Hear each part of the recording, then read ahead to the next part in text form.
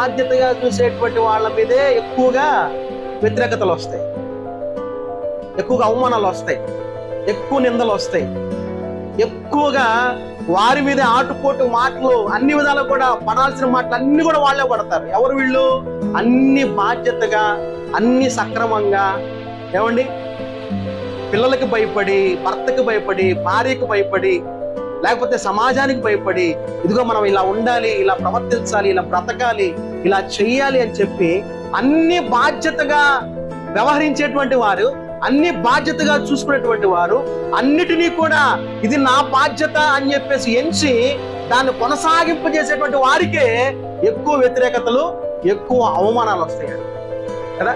ఎక్కువ వ్యతిరేకతలు, ఎక్కువ అవమానాలు వస్తాయి. అసలు ఏం పట్టించుకోకుండా ఉంటారు చూసారా.